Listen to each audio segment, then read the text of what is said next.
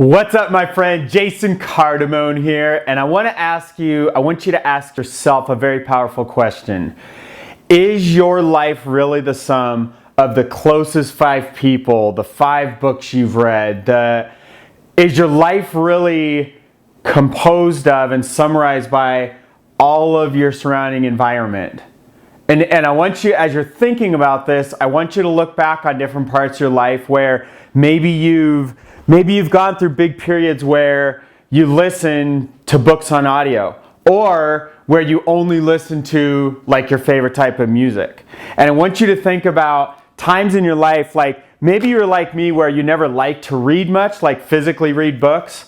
And so for a long time I had a belief system that I only wanted to listen to audiobooks. And part of that was because when I was working like 70 to 100 hours a week, stuck in the jail cell called corporate America, and driving these long distances and not seeing my family, that I had no other time. So when I was in my car, I was in the car like 45 minutes, 60 minutes each way.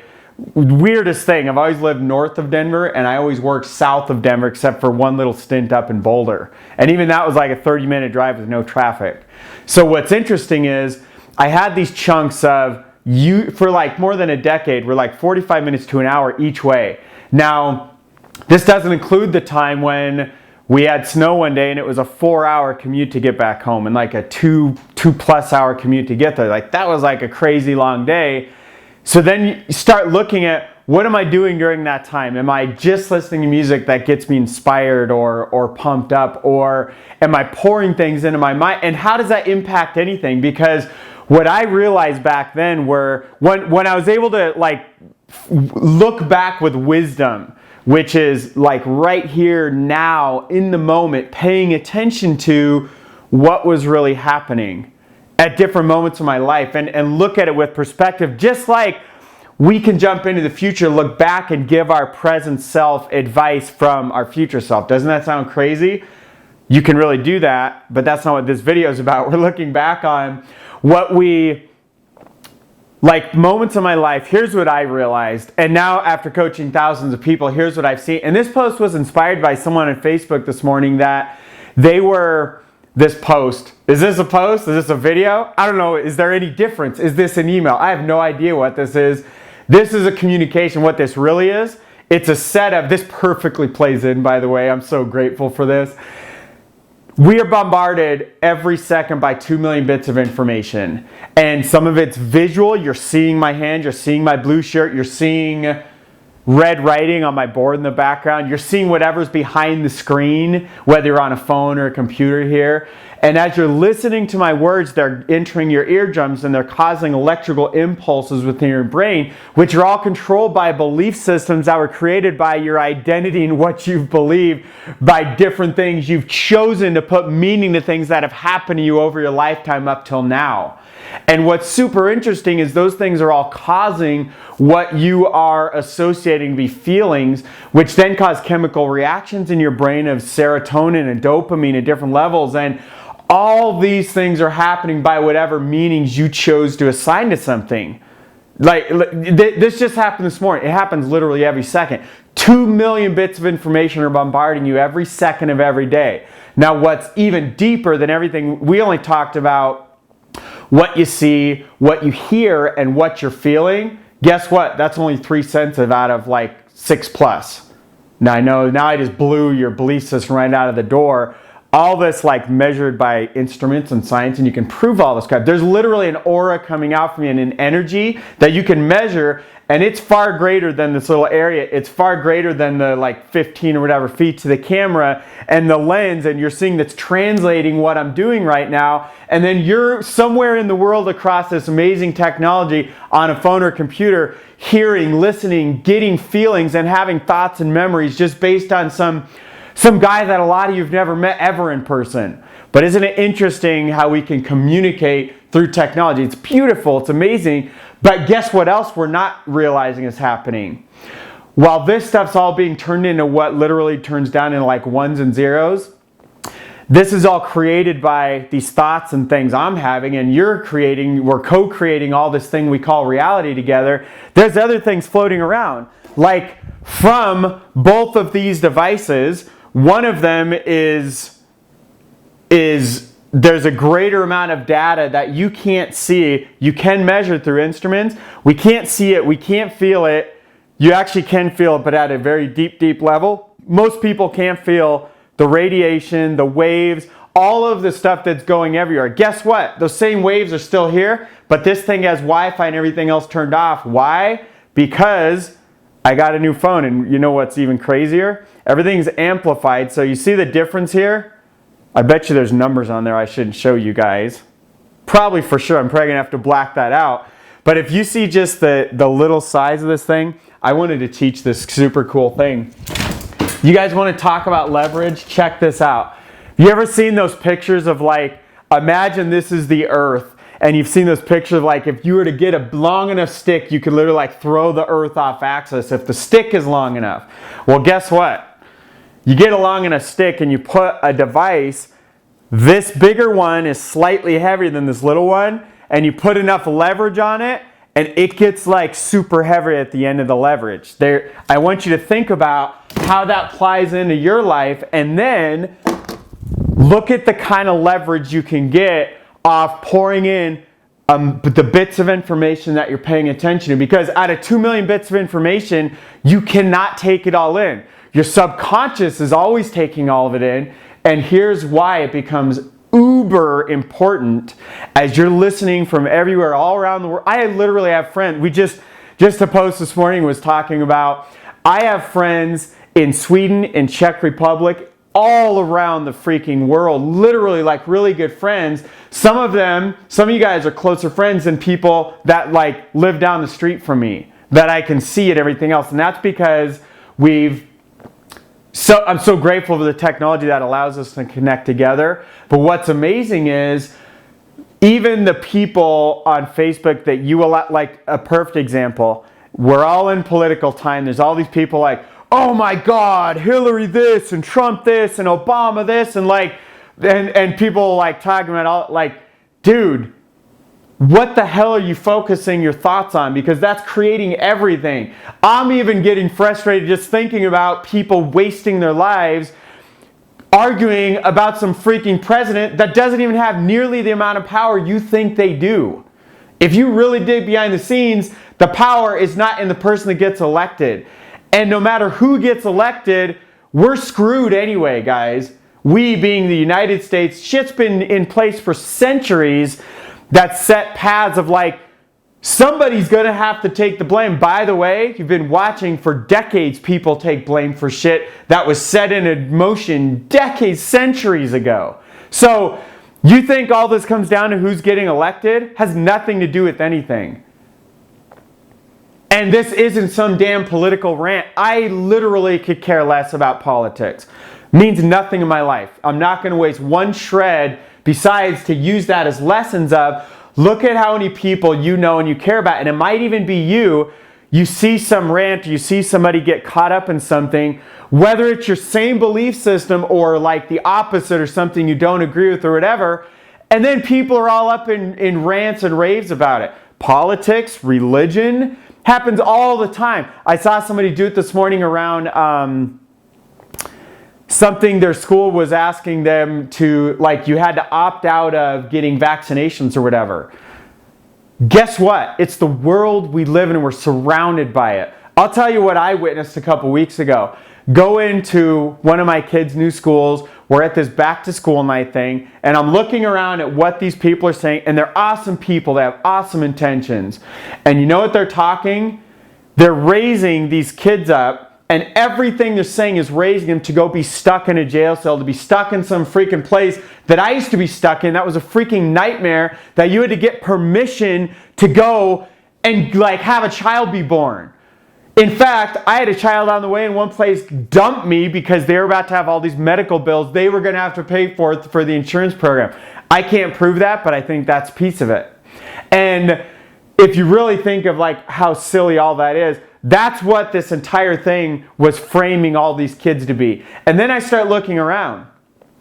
And I'm completely immersed in what the speaker is saying, and I'm taking in every single word, and I'm observing their body language. I know exactly what they're communicating, and their intentions are good in their belief system.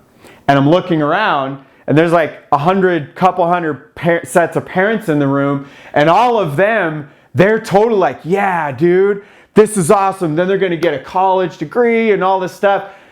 Dude, I love being able, you know what I'm grateful for, why I do have a college degree, and I was like literally one grade and one class away from graduating fully with honors, which would have been easy. I don't care if I could say with honors or not. I had a damn high GPA.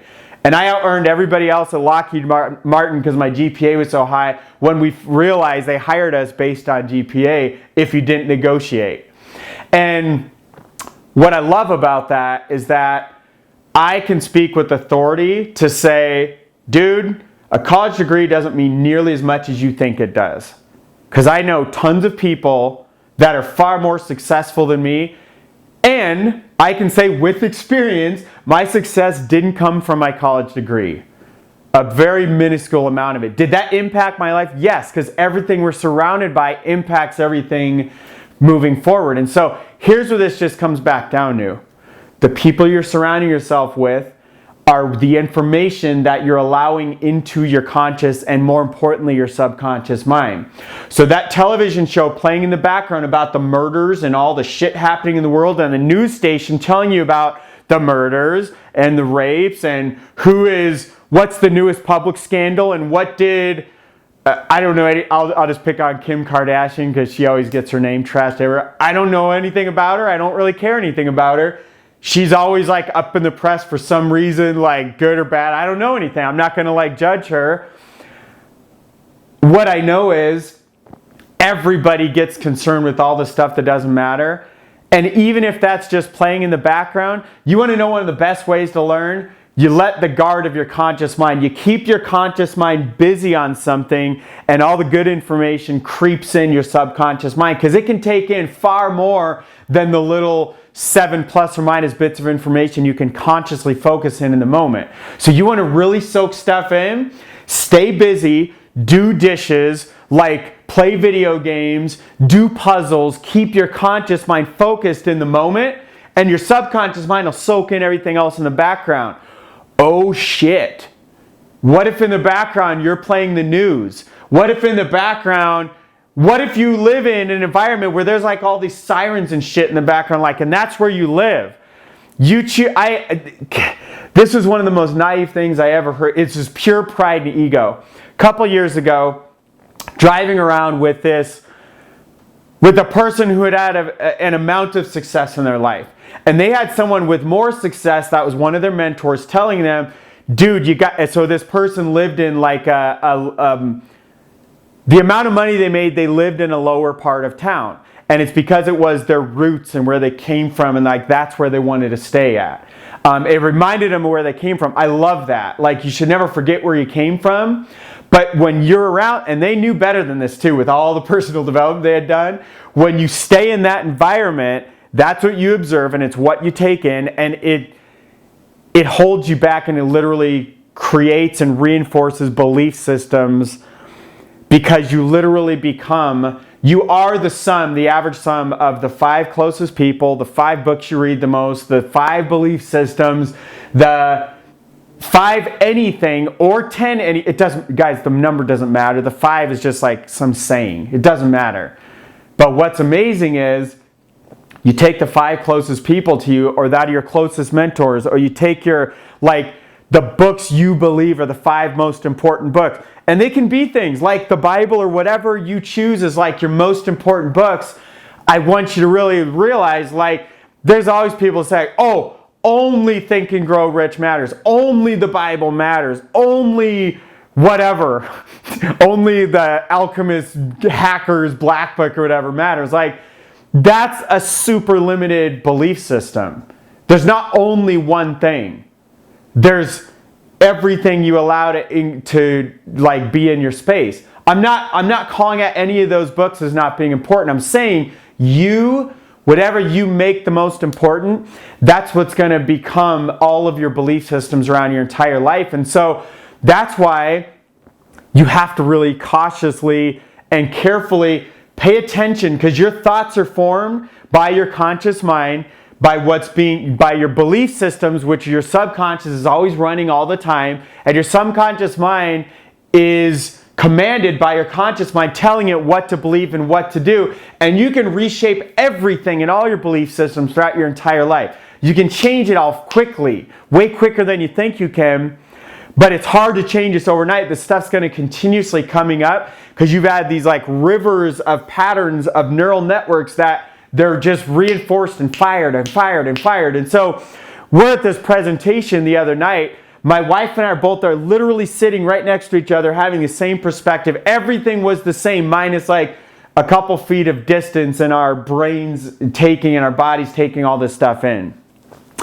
One of the teachers says something, and they're sharing something, and we both get a different interpretation of that because we both have a different background, a different set of beliefs, and a different everything taking it in.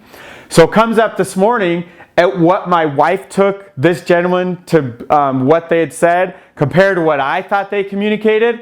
It was literally like two totally different worlds, and it was so fascinating, but that stuff happens all the time.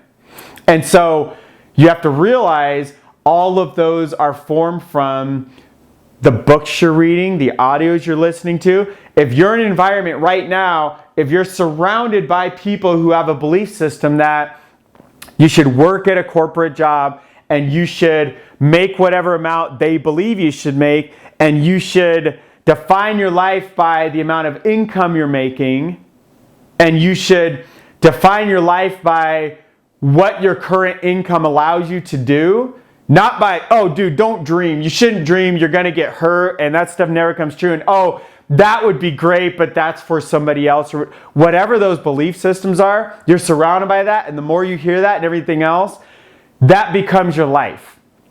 And especially if you don't have defense systems built in to be like, holy cow, I understand what you're saying.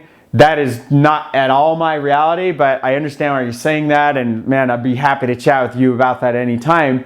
But even taking this, I would challenge you to take this a step further in every possible way you can. I'm not telling you to go leave your job if you can't leave that now. I'm not telling you to go like leave the school system or leave your neighborhood or your family or anything. I'm not telling you to do that stuff. I am telling you to become even more aware of what's happening 24 hours a day in your subconscious mind. And then what are you allowing to come into your ears, your eyes? What feelings are you having throughout a day? All of that stuff you have full control of. So even if you're at your workplace, do you have to hang out with the people that gossip and say how shitty it is and how much they hate their job all the time? And you know who they are, you instantly just thought of some people.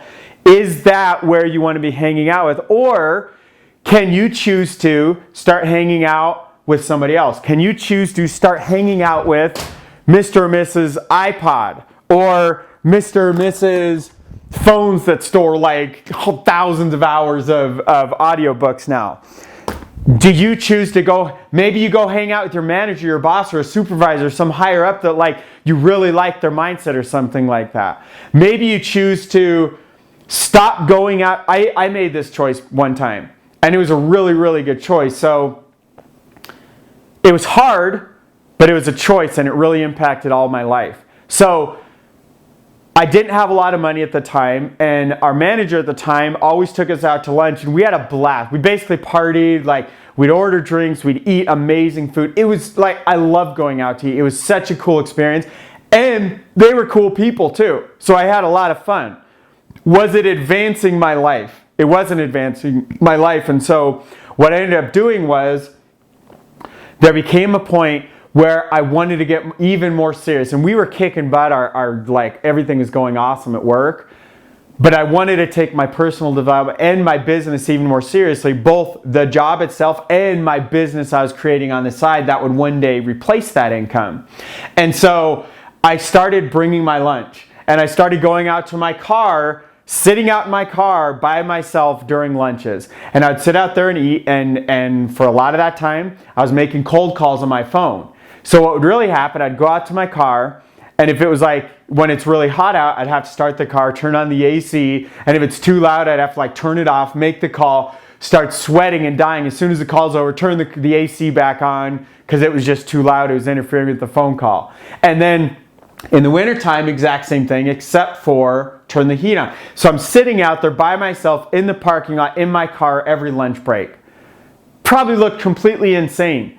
But what I was doing was hustling and building my business in the time I had, because that time of day was a good time to reach some people that I couldn't reach like at 5 or 6 in the morning because people didn't want to answer their phone then. Or by the time I got home at night, 8, 9, 10 o'clock at night, you can't make calls, especially different parts of the US that it's already midnight their time and stuff.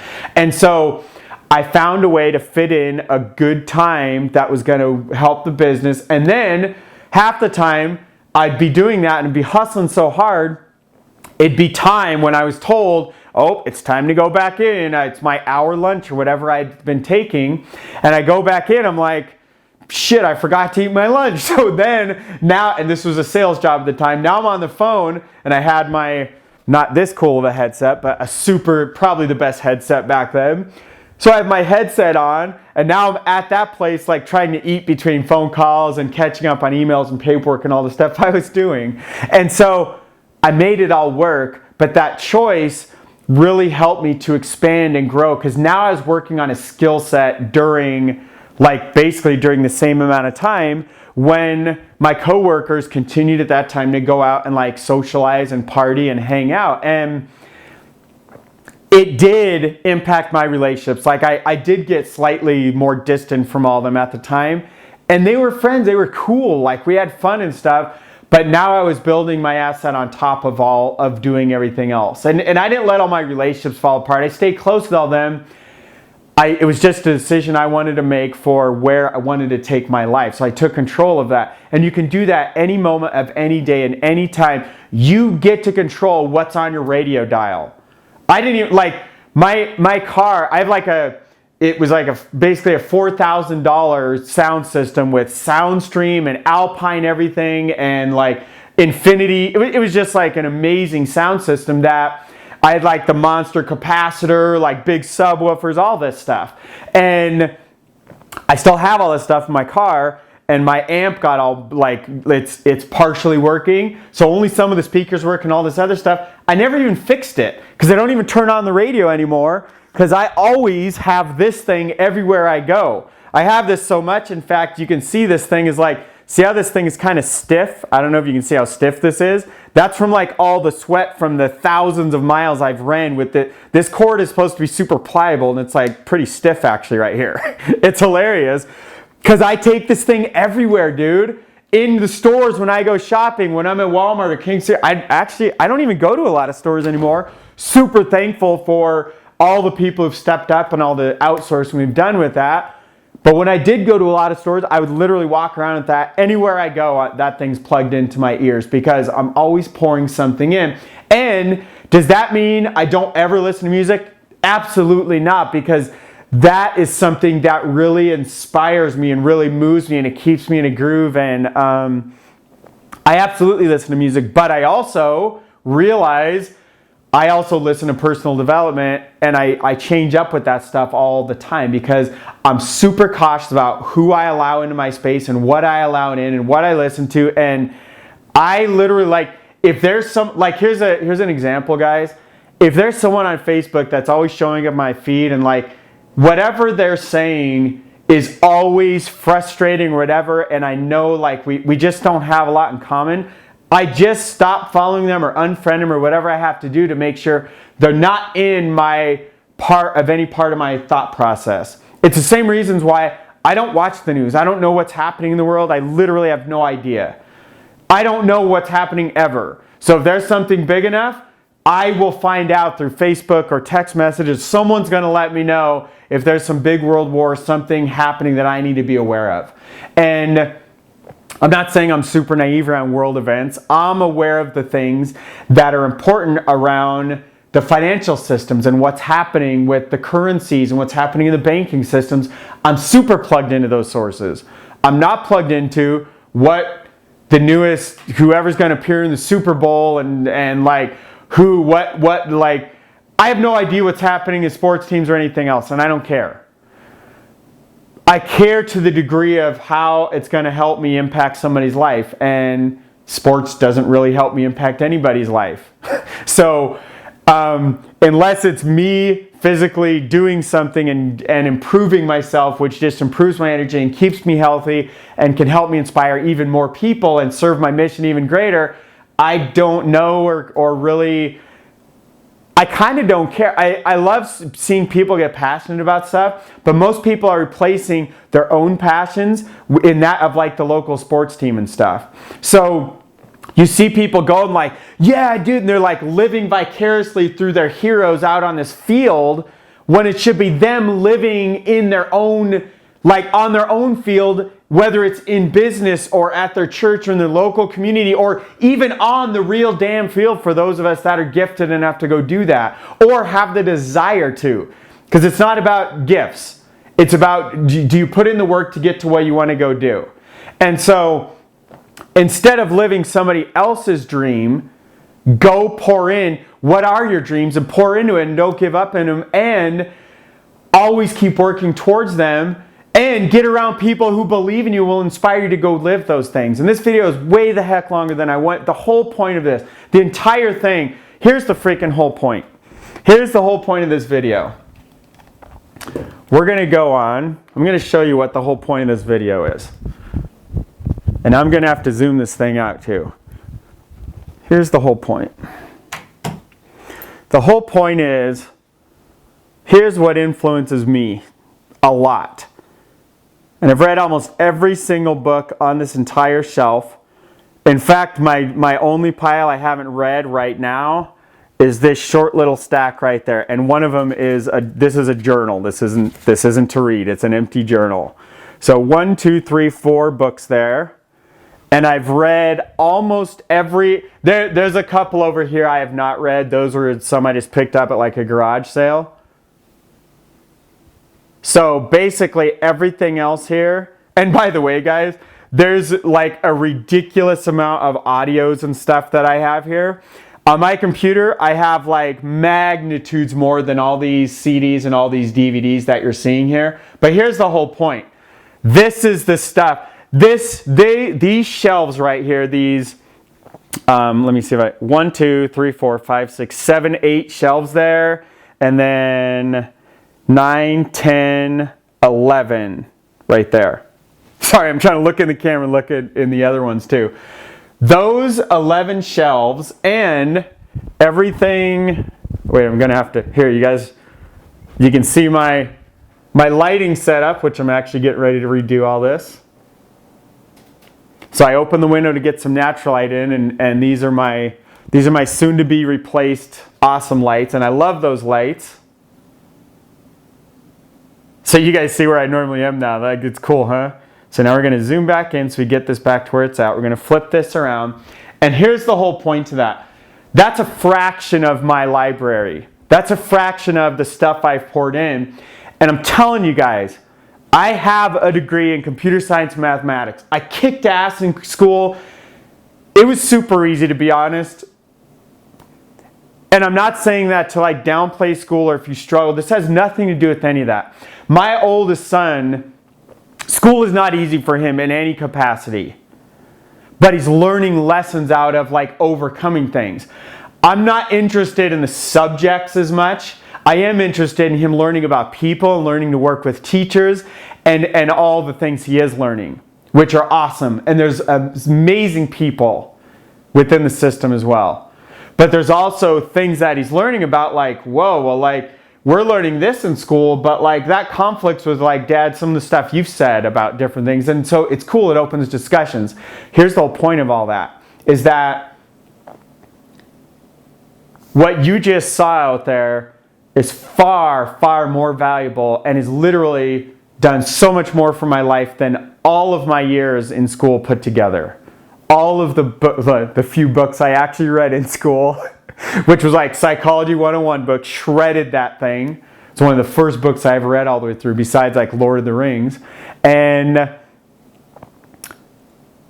I read math books here and there where I needed to, where you needed the book for it. That's not really reading. It's like equations and stuff. And I think there maybe some EE, some electronics engineering books. I ate that stuff up too. But what's interesting, what I didn't read, where I needed to the most, was like the history books and the stuff that I didn't care about as much at the time. But none of, what were those things teaching me about what actually makes you successful in life? You know the most important part? There's two things out of college. I'm just going to share. This is like super important. The two most important lessons I got out of college. And hang on, let me plug this thing in the camera and I'll keep talking. The two most important things, guys. Number one. It was literally from a math class. In fact, it was Calculus 3. And I'm in Calculus 3.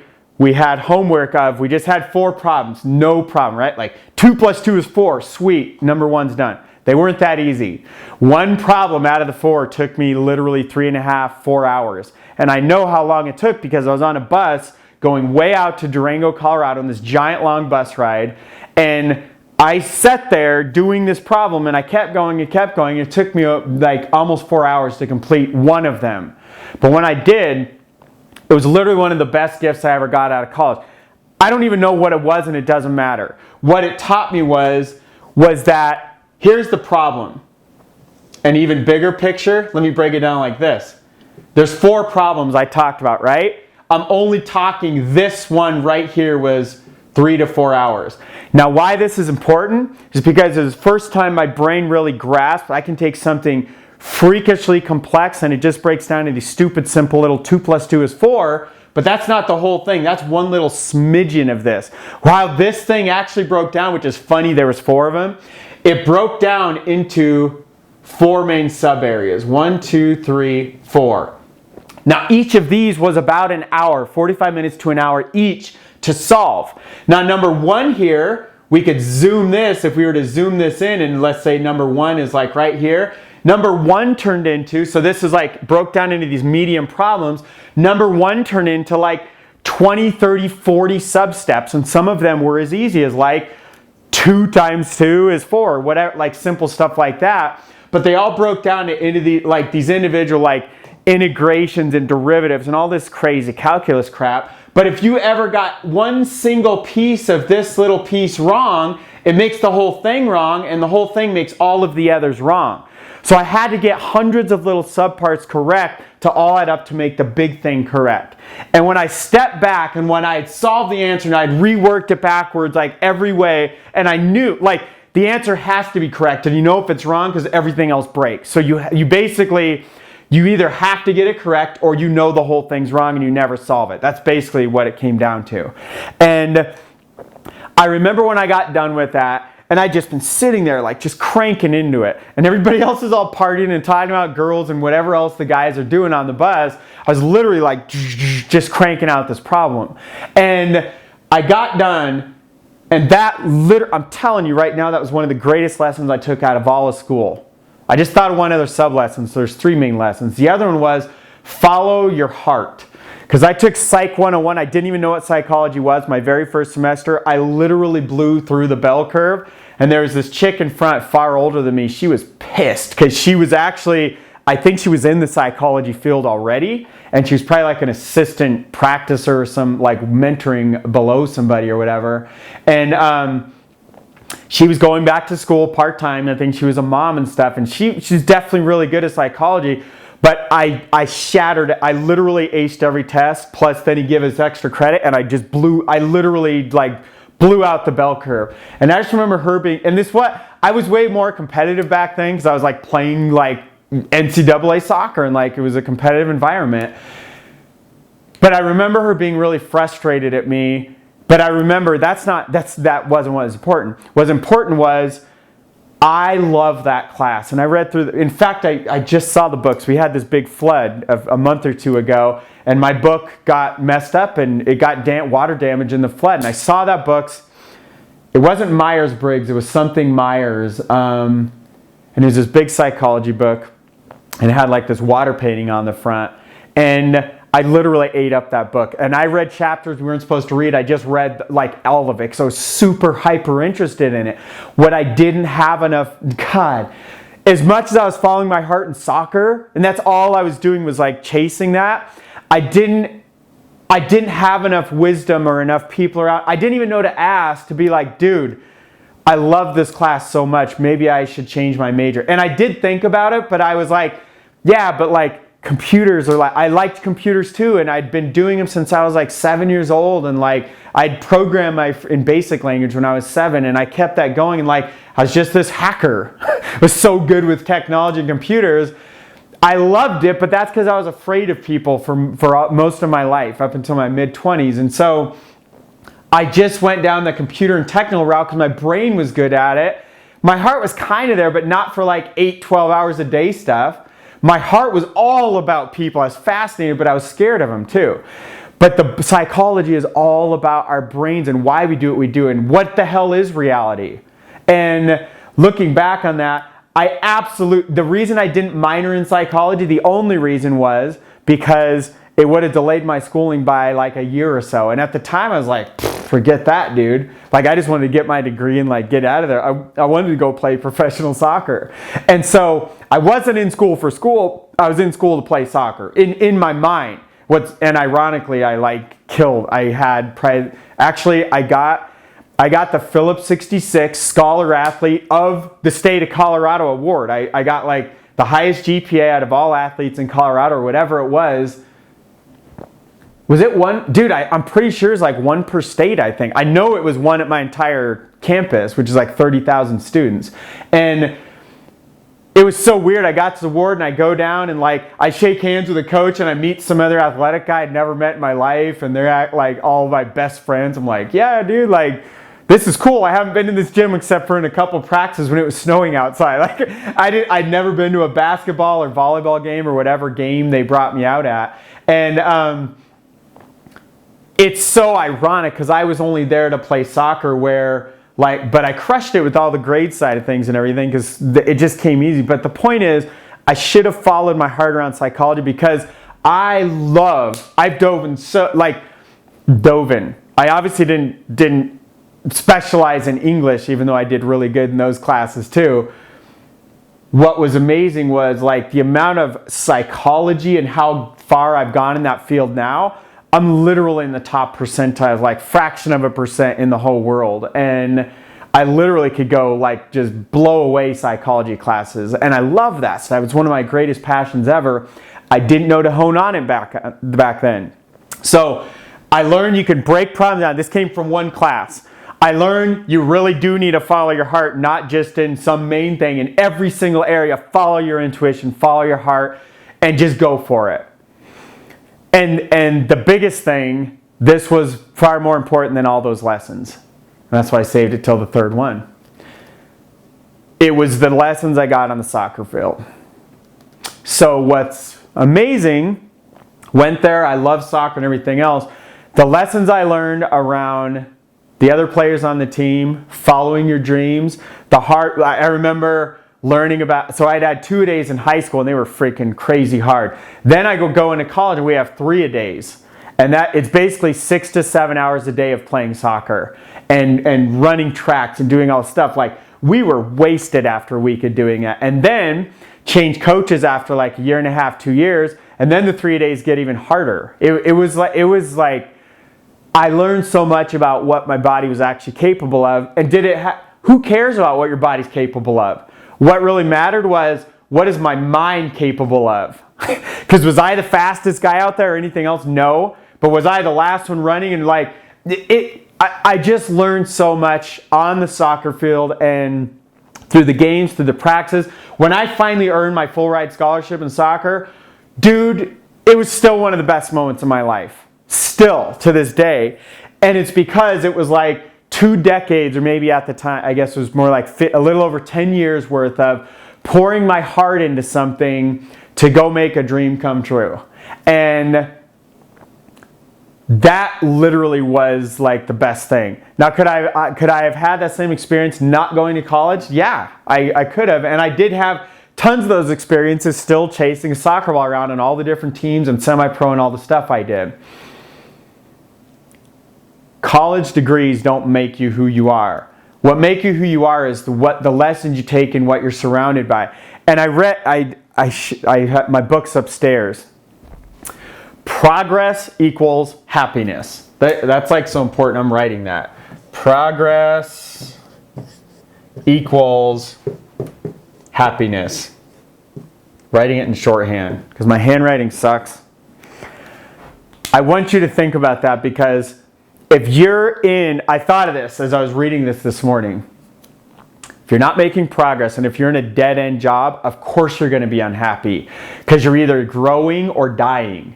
So if you're doing the same thing like Groundhog Day or like Ants Marching from Dave Matthews or like a billion other songs, you're just a rat stuck in a cage and doing the same thing again and again. And if you don't love your life, you're not making progress, it means you're dying, and it also means you're not nearly as happy as you can be, even if you think you are. If you really dive deep and if you're really honest with yourself, if you're not making progress towards a worthy ideal or really towards your fullest potential, your fullest, unique, God-given gifts, the stuff you have unique. You may share some of my gifts, you may share some with other people, but you uniquely have a set of gifts that no human ever in the history of all of humanity has ever had all your gifts put into one amazing, beautiful, unique, intelligent package, and you're sitting there.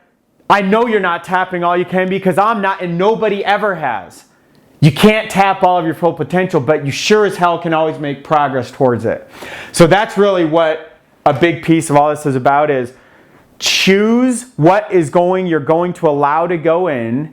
That stuff creates the output. What goes in is what comes out. So we learned about these things, FIFOs, first in, first out structures and stuff like that. Well, one thing we also talked about is all computer science terminology. GIGO, garbage in, garbage out. Now, that term also has been applied like all across all these other industries. If you allow news and negativity and other people's opinions and not things that break you down instead of build you up, if all that's coming in and that's part of your 2 million bits of information every second, guess what comes out, and that's what you're living. Now you get to choose what you're focused on. You get to choose your environment. If your work environment and your whole environment sucks, get the hell out of it and go find somewhere else to work. If your family environment sucks, either make it better or go find a new family environment. Maybe you're the root of the problem, and in fact, you are. You are 100% responsible for everything in your reality. And I'm not telling you to go like leave your family or something. Maybe for you need to. I'm not saying that's right for everybody. For a percentage of people, that might be the right move. But when you take responsibility, it's amazing what you can create, even if everything feels hopeless, because you create everything in your reality and in your environment. And what helps you create that is what you allow, what you choose to focus on of those 2 million bits per second. And you can do a hell of a lot to go, like, look at my environment. I have no coworkers here. It's in my home. In fact, this is I don't know what day it is, Tuesday, Wednesday. It's a Thursday. I know it's a Thursday. And it's like now 10, 11, 9, 10. It doesn't matter. It's somewhere before lunch here in Colorado Mountain Time Zone. What I know is I'm not in a corporate environment and nobody else is influencing my thoughts here. And it's just me. And in fact, my family's not even here. And I wish they were. I could like steal some of them and play off their energy and all this stuff.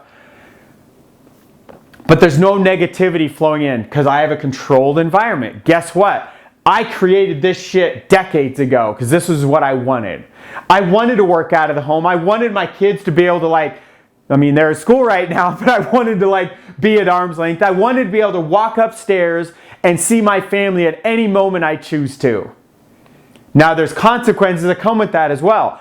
If my kids are here, they could be yelling. They could walk right in here. They could change what's happening in this video.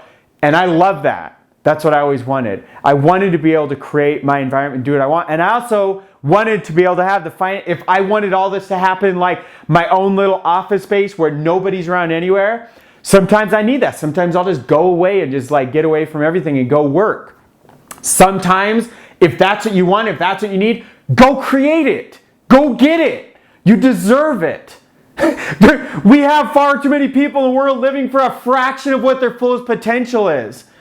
We don't need any more of that shit. We need you to step up and take on even more of what your full potential is. Because that's what makes the world a better place. And that's how you impact the community around you, is when you step into those gifts and become more of who you're supposed to be. And that's the whole freaking point of this video. Control the input, control what you're allowing to come in, and choose to take responsibility, because that's what you create everything around. You create what you see, you create what you hear, you create what you feel by what you choose to pay attention to in the moment. You can't change what's happening then. You can't change what happened in the past. You change only right now, in this very moment. I've already created what's happening in the days and the weeks and the hours and the minutes and the seconds to come. I just get to now step into that and live it right now. And if I want to go create a video like this and not do Facebook Live, and I chose to do this instead, because now I can leverage this in other ways. I can throw this on YouTube. I don't have to worry about the connection going up and down. I don't have to worry about the phone hanging, like my new extra heavy phone, and like the shaking, or yeah, we don't get as cool of a background. It's not all changing and all that fun stuff. We also don't have cars driving by or other things that might be distracting. And maybe those would be good, maybe they'd be bad. I chose to do the video exactly like this. Why? Because this is what I wanted to do today. I created that because I am 100% responsible for everything in my life. And that includes, if you're not getting results and you're a part of my life, you're my responsibility to inspire. And guess what? I can't do it for you, but I can sure as hell inspire you that you're better than you think you are. It's easier than you think it is. And you can take far more action than you think you can right now. And that's the call to action of this video. Go put more money in. Go put more time in. Create your environment. Go invest more into yourself, because then you can impact your family and your loved ones and your whole world all around you by what you choose to do right now. It's all in you. It's not on anybody else. It's in you to do that right now. And I believe in you, and I love you, and I appreciate you for going through this entire rant, and I appreciate you took like 30, 40, whatever minutes for me to finally get all like, finally the point like, dude, go smash through your shit and go get it, because you deserve it, and go get it right now. And I love you guys. Go make it happen. We'll see you very soon. To your ultimate success. God bless, guys. Jason Cardamone signing out. We'll see you very soon.